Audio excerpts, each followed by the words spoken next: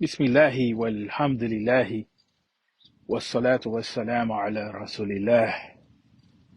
I wanted to reflect on a theme that was brought up by the notable scholar, specifically in ilm al-kalam and hadith, Dr. Hamza Bakri.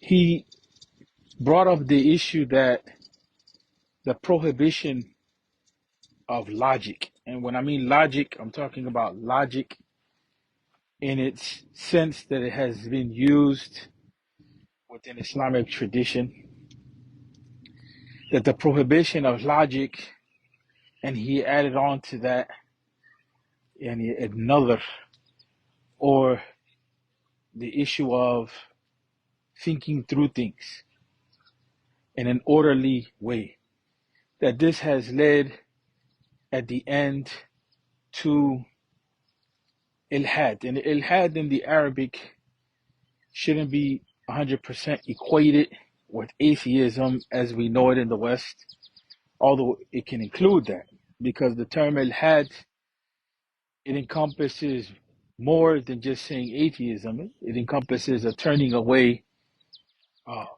from belief, but that doesn't mean that the person literally is in denial of Allah, the way that we understand atheism in its materialistic sense to be. I personally think, let me say this. I want to give some background to myself on this point before going into my reflection. I come out of a very strong Catholic tradition, to the point that I went to go study to be a priest, and I studied Catholic philosophy and theology, and I graduated from a Catholic university. I was just in a seminary for 2.5 years, which really is not much compared to what is the demand for a person that is going to be a priest to study. But I stayed. Even after I left the seminary, I stayed and completed a degree in philosophy, which included both general Western philosophy and Catholic philosophy. And the reason why I separate between the two is because within Western philosophy, you have anti-religious tendencies. And on top of that, I was able to study sociology, and I was able throughout the years under different types of guides. I don't even want to use the term mentors, and I have my reasons for that, but guides that exposed to me different elements of thinking, whether it was within the framework of Islamic thought or Eastern thought or African thought, European thought, European frameworks of thinking that are against the modern period. In other words, I'm saying that I'm speaking from a position of being a thinker. And after being on this earth by the mercy of Allah Tabaraka wa Ta'ala for about 50 years and spending a good portion of my life involved in intellectual activity, and having to break from that intellectual activity and learn other orientations, that are not necessarily just focused on being a rationalist, right? And this is part of the problem that I have with the Kalamists, that the Kalamists measure the soundness of faith and methodology predicated upon certain modes of reasoning. And it just doesn't work like that.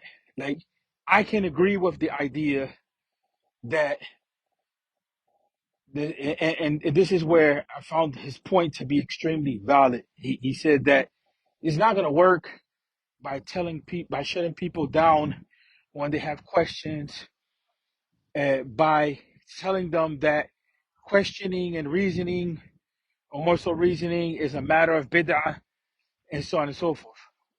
I have a problem with thinking that uh, pushing Islamicized Greek logic.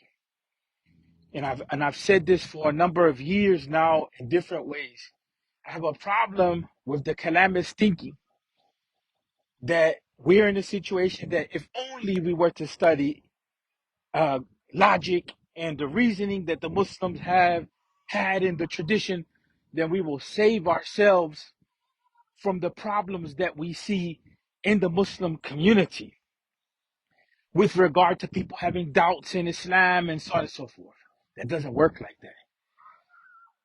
When I was studying to be a priest, I never forget being in the classroom with a companion that had come from Philadelphia, and he had a religious orientation. And I never forget when the teacher was going through this whole process that's very similar to what we saw in basically in the colonial period amongst the Muslims, amongst certain people like Muhammad Abdul and Sir Ahmed Khan and so on and so forth, where to try to reconcile science, right? To attempt to reconcile science and the idea of miracles and reason, which, we can overlap reason and science, but we want to make a distinction, right?